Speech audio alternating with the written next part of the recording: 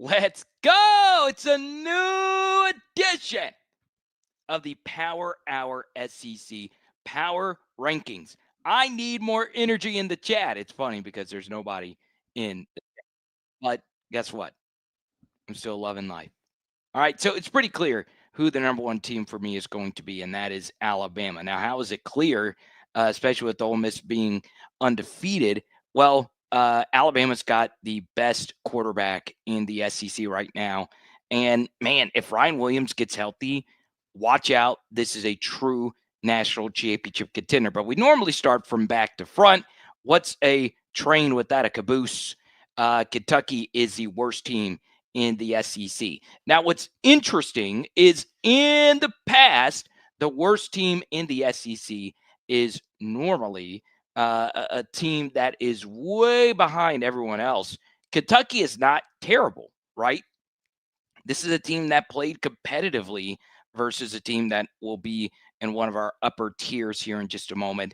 Kentucky is not a terrible, terrible team, but to me, out of everyone in the SEC right now, they are the only team that's bad, the only one. So for me, I'm perfectly fine with Kentucky being on the bottom tier alone. Okay. So as you can see, there's a crazy slate of games coming up. One to me that is not as good as this past week. One thing I really do like about this slate of games, this is the final week in the SEC until the actual final week of the season where every team will play. Okay. So, once again, it's going to be interesting to see how this weekend plays out. I did not think anyone expected LSU and Vanderbilt to be the most compelling game. And it's not the most compelling game. It's another one that we'll talk about upcoming. But still, you get a lot of SEC on SEC action this week.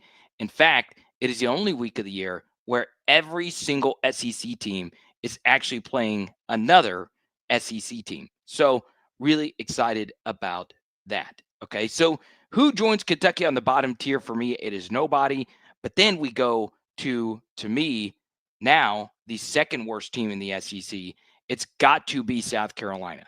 It has got to be South Carolina after what they put out on the field versus LSU this past weekend. Any resemblance of a competent offense is getting the job done, or at least making that game semi more entertaining, semi more competitive. But for me, South Carolina on tape just looked so unfreaking believably bad. Now, we can get into a conversation about the bad call on the fake punt.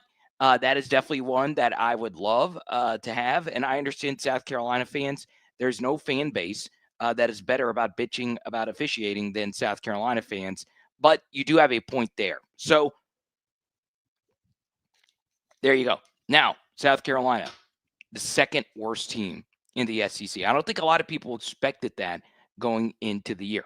Now, the next team, it's got to be Arkansas. All right. Arkansas, I understand this Monday live stream is mostly catered around the Arkansas Razorbacks. And it's because the Arkansas Razorbacks, you guys show me the most love. Okay. I myself am in an Arkansas group chat with 8 graduates of the university, at least 8. Pretty interesting. Arkansas is a really good offensive team. They have by far the worst defense. I've heard a lot of people make these comments. Well, if you put the Arkansas offense with the Florida defense, you would have the best team in the SEC. And guess what? If my grandmother had balls, she would be my grandfather. The truth is, Arkansas is a very good team. I know their record doesn't show it. I know Arkansas fans don't want to hear that nonsense. You've pretty much lost all your games this year versus Power Four teams. You're on a 4-game losing streak. You got robbed versus Memphis. But I do think anyone with a pulse would tell you that Arkansas has the second best quarterback in the SEC. You can make a case for Aguilar. You can make a case for Mateer, even though we'll talk about John in just a second. But for me and Cliff, the fake punt, yeah, he has to wait for the whistle. Okay. Once again, LSU just got really lucky with that. I mean, it's crazy. But, for me, as far as Arkansas is concerned, this is not a bad team by any stretch of the imagination. This is an elite offense. I do have Taylor Green as the second best quarterback in the SEC, slightly ahead of Aguilar at this point in the season. With Mateer hurt in particular, I have to go with Taylor Green in that spot, which is weird because Taylor Green is by far the best quarterback in the SEC when it comes to QBR. So how can you have such a great quarterback and, well, have the team look the way that it looks now? It's really tough to say. One thing about Talon, though, that I would say is that he has played some of the easier defenses. Talon has not had to play LSU's defense or Oklahoma's defense, if you will. If he were to play that defense, that's a tough matchup. So we'll see how that game actually plays out a little bit later in the season. Okay, now we're going to go in Mississippi State here. We do get Arkansas and Mississippi State here in just a few weeks. This is honestly not a bad team. Once again, we're just kind of picking at straws. They were on a bye week this past weekend. So I'll go with Mississippi State there. This is a good team. I really like Fluff Bothwell. That is such a great name as well. So I have to go Mississippi State in the C tier. Even though this year, as far as expectations are concerned, that win over Arizona State is a home run for this team and this year overall. So Mississippi State, obviously, the next team in this ranking. Now, this is where things are going to get a little bit spicy. I am going to put the Florida Gators in my B tier. All right. Just use your eye test. This is a good team with an offense that just can't quite get it done. They have played the toughest road SEC schedule up to this point in the season. Okay. Not only did Florida have to go on the road at LSU, they also had to go on the road at Miami. And this is an actual good Miami team. Their fans actually do care. So that's not some unfreaking believably loud venue, but they had to play that at night, ESPN crowd. Then later in the year, you have to play Texas and then at Texas A&M, which was also a night game. All right, a few years ago, Florida was able to beat Texas A&M in a day game with Anthony Richardson. So that's a tough bit of travel. You've arguably gotten the two worst SEC matchups in terms of road, I guess you could say crumbling. That's not the best way to describe it. Teams that go to Texas A&M normally crumble. Teams that go to LSU normally crumble. I understand that game got away from Florida. I give them a lot of credit for starting off the game really strong. I don't really do a lot of Florida or Texas A&M film studies, so I don't watch either of these teams as close, but I give DJ Lagway a lot of credit for looking better than what he did. I give him a lot of credit for not hanging it up. Redshirting would have made a lot of sense for him in so many different ways. He decided to pound it out. So give DJ Lagway and this Florida Gator team a lot of freaking credit for finding a way to power through this. Now, for me, this was probably my closest ranking when it comes to tiers. I would probably put Auburn slightly ahead of Florida. I wish these two teams played in the battle of mid. It's like that mid meme where what is it? It's two it's like two mid girls arguing against one another or something like that. I'm internet brained really badly. But this Auburn team crumbled after fumbling on the goal line with Jackson Arnold. So it was newsworthy today that Damari Alston quit the team. Okay. And I want to go full screen for this just for a second. All right. I'm looking at whoever you are. All right. Big shout out to Trostclair Management. Okay. It is okay to admit a fact. Facts are okay to talk about publicly. All right. Facts. I know those aren't shared at the highest levels at times. Huh? Huh? Huh? But we don't know everything that happened with Damari Alston. So he's a team captain, has a single digit number, and he decides to go into the transfer portal today. I've heard different things if he quit or if he's got kicked off the team or whatever. He wants to redshirt and have one final year of eligibility. It is okay, though, if he quit, if we say the word quit. I doubt Hugh Freeze kicked him off. He quit to preserve his eligibility. It was the fourth game of the season. His first 3 years at Auburn, he was a role player, did what's right for the team. I actually don't mind that, in particular with him being at the school for 3 years. I don't mind it as much as a few of these other ones that are just ridiculous. But he did the smart thing. This team is terrible. He quit to preserve an extra year of college football eligibility, and he probably made himself $100,000 at the very least. 50 is probably what he'll get as a decent power four running back. And he's only played 500 snaps. So he's got a lot of tread left on the tire. So he's going to have a lot of suitors. His agents probably told him to quit. But it's okay to admit that. Until the SEC changes things to a 5-5 situation, you're going to have more people quit. It's just how it is. You're going to have more people do that very thing. So now we move along in these rankings, and wow, okay, it's about to get really, really, really tough. Because obviously I'm an LSU fan. I always want to be open when I do these types of things. We get to the next team here, and I might be changing my mind here while we are live. We'll go Vanderbilt next on the B tier. Okay. Obviously, if they beat LSU, they'll go ahead of LSU, which they are favored to do so. I'm going to go Vandy here. If Vandy played Auburn, Auburn would probably be a slight favorite. Same thing with Florida, just depending on where that game would be played. Vanderbilt, obviously, a really good season up to this point. They don't have any marquee victories. They played Alabama tight on the road day game in Bryant-Denny Stadium. I think everyone would agree that Vanderbilt being in the middle of the pack is definitely a big win for their program. Now, once again, these rankings aren't necessarily a resume ranking. All right, this is a mixture of resume and power rankings. These are my own rankings. Okay.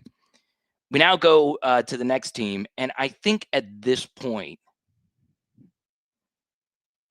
you have to go LSU. Okay, offense is still what it is at this point. Why? There we go. LSU has moved down. This is a tough thing to talk about, the offensive ineptitude. This is the only team in the SEC that's not put up 24 points versus a Power 4 team. So I don't think it's hyperbole to say that LSU has by far the worst defense in the SEC. I think by far is hyperbole. But they are the worst offense, in the SEC, and they have by far, and once again, by far is hyperbole. They have a very good defense. All right, elite defense. I think they have the best defense in the Southeastern Conference. Okay, now this is where a lot of my LSU folks are going to hate me because I will put Texas slightly ahead of LSU, even though Texas has 2 losses compared to LSU's 1. Once again, this is not a resume ranking, and I think it's pretty clear at this point that Ohio State's the best team in the country, and Texas had to go on the road to the shoe, and they didn't get blown out. And then they go on the road and play Florida, and then they go to a neutral and beat Oklahoma. So LSU has better wins overall than Texas. I don't think anyone would disagree with that, as LSU is able to have 3 Power 4 wins, and Texas only has 1. I give Texas a slight edge because the offense looked like it found something. They only put up 23 points in that game. So it's really neck and neck between these two. I actually, the more I think about it, the more I do think LSU deserves to be in there ahead of Texas because of the three Power Four victories. It's really, really close between Texas, Vanderbilt, and LSU, which is a sentence I thought I would never, ever say. Now, we get to Oklahoma. Oklahoma just lost to Texas, right? Well, they played with an injured John Mateer. I still think John Mateer is really good. I do. I really, really, really do. Bad game. You can go listen to the film study that we did on John Mateer. And this defense is still nasty. Mateer is still, to me, really good. I think he took a big shot to the noggin, and it affected him for the rest of the game. I could also see a situation where Oklahoma is indeed a little overrated. Michigan isn't really all that great. Auburn is what it is now. So the more I've discussed this and talked myself through this, I think I'm actually going to put Oklahoma down. Why not? As you can see, I didn't. For the last couple of weeks, I had my full list prepped out. I didn't do it this week. I kind of want to do a stream of consciousness thing. Do I really want to put Oklahoma behind Texas here, even though, well, Texas obviously beat them head to head? I think I have to do that. So we'll see how Oklahoma plays versus South Carolina, a common opponent with LSU. So we'll go with that for right now. Now we get to me, a team. If you look at the eye test and how they played versus Alabama, I think Missouri has to be here. I really, really, really do think so. Of course, Missouri's resume isn't anything to write home about. That South Carolina victory was at home. Kansas at home. Alabama, they played very well at home. They have not been on the road yet in the SEC. So, for me, I honestly would probably, because I do value what you do away from your place so much. And this is why I wanted a 9-game conference schedule so bad, because Missouri won't be able to schedule as softly as they did, having all these home games to start off the year. Missouri, to me, because of the road game factor, they probably should be behind Oklahoma. But just by using the eye test, Purbulla looks good. They have the best running back in the SEC and run outside zone, which is my favorite run play. And I would base a lot of what I do offensively on outside zone. They're not, I mean, Texas does that too. But the truth is, Missouri has not really been challenged. And I do, for whatever reason, like Auburn at their lowest of lows to take care of business versus Missouri. So I want to be bold and actually put them way down on this list. But there you go. Now we get to the next tier, and I think Ole Miss is on this tier alone. And this is how I had it last year. Ole Miss as the clear-cut A tier. Obviously, they avoided disaster this past weekend versus Washington State. It was a weird, weird, weird game. Washington State was in really good position to win it.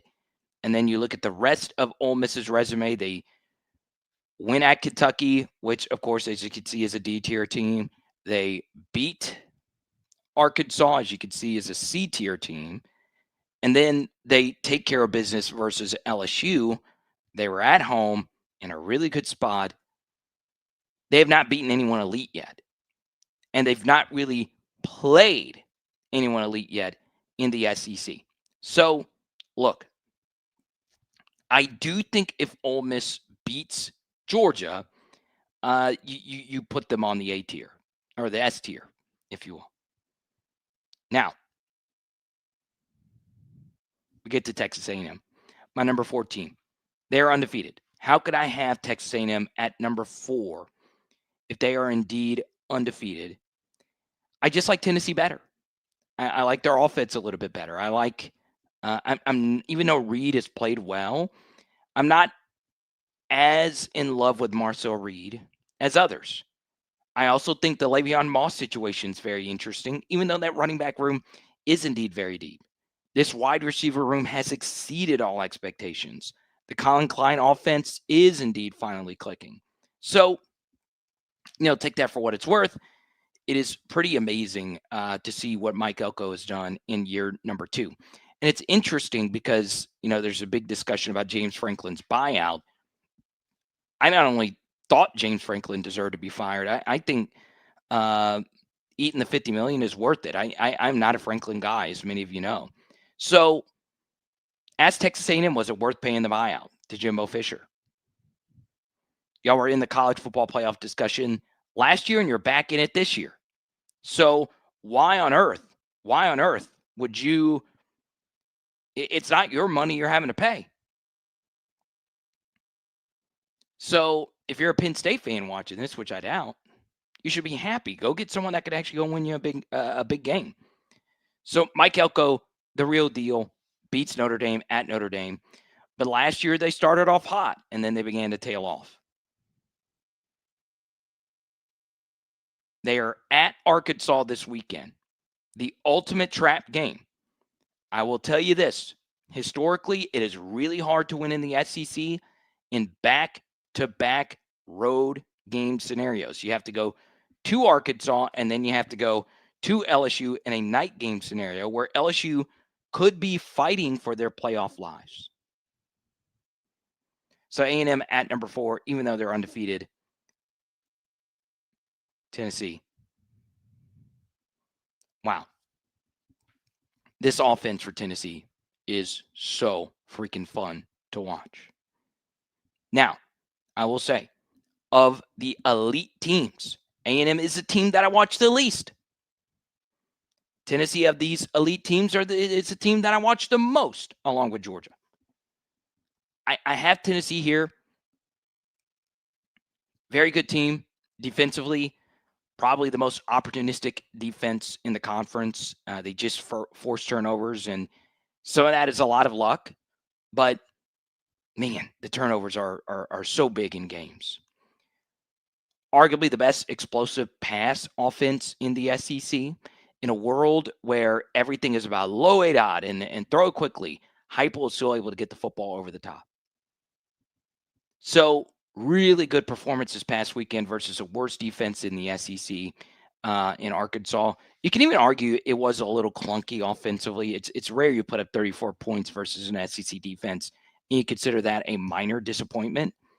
We'll see what the injury situation looks like for Bishop, but this is such a good team to me. Now, what do we do with Tennessee going to Alabama? I think Alabama wins this game. Third Saturday in October. It doesn't get a whole lot better than that. And then, of course, Georgia to me. Clear-cut number 2 team. What else could be said? They only lost to Alabama by 3. It's amazing we have all this conversation about how the worst of the SEC has remained the worst. But it's gotten closer. These lower-tier teams have moved up closer to the top. But the top is still the top with Alabama and Georgia. Okay? So these are my SEC power rankings for this week. Super sharp image, as you can see. Okay? That'll do it for me. Big thanks to everyone that tuned in. Big thanks to Cliff. Love to see it. I know a lot of you tune in for film studies. I feel like I'm so much better as live stream guy. Every Monday at 5:30. I try to go at 5 at the pushback for this week. So we'll move it to 5:30. Good little 30-minute live stream. So there you go. Now, a few other things in particular regarding Arkansas. It was a really, really, really good week for Bobby Petrino.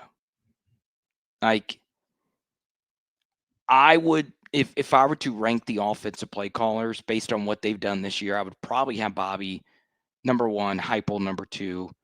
Klein is definitely up there as well. Lane, the usual suspects. But, Arkansas seriously needs to consider BMFB. Let's go to Henry. Heupel said, I haven't gotten to listen to Heupel today. Bishop should be playing on Saturday. I hate that he got hip dropped, if you will. That's what happened to Le'Veon Moss too. I hope Le'Veon's okay. He's from Baton Rouge. He's lived a tough life. So I'm cheering for Le'Veon, as crazy as that sounds, because we play them in a few weeks. But I hate when I see guys get injured.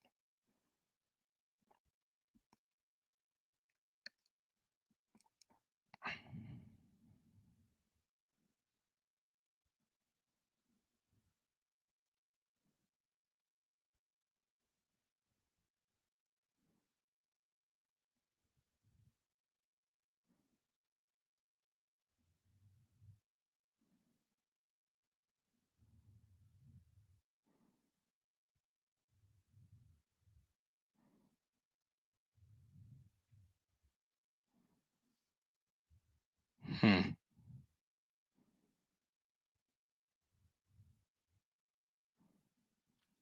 I saw something. I do want to address this because I do come from a place of privilege. Um, when it comes to this next topic, because I am an LSU fan. There is a public discussion happening about LSU playing way more night games than the rest of the SEC.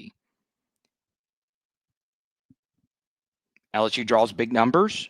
More so in the beginning of the season, LSU games get really hot. So by playing the games at night, you avoid the heat, but they're not the only school that plays in the heat. They don't have any day traditions where, Texas and Oklahoma, they always play in neutral during the day. Georgia and Florida always play in neutral during the day. So all of that factors in, but yes, LSU does get a pretty big advantage playing more games at night. I've always said that. And as I've gotten older, I've appreciated day games more, which is crazy because you can ask Cliff, who's in the chat. I am working until 4 or 5 in the morning after games every week. I am a solo contractor. So what I put in is what I get out, and I don't make a lot of money. And the quicker I get the film studies out, the better it is for everything, the longer shelf life it has. So, I like LSU day games. I do. I do. I wish LSU Arkansas was at night, but to each their own. Now, appreciate everyone, including today's sponsor for the video, Sequoia Dental in Northwest Arkansas. Check it out. It is Power Hour SEC. Boom! Tonight we are doing. Now, see in the LSU stream, we're actually starting up a pre-recorded LSU video right now. Tonight, I'll go Henderson State as well. Tonight we are doing chicken. Let's go.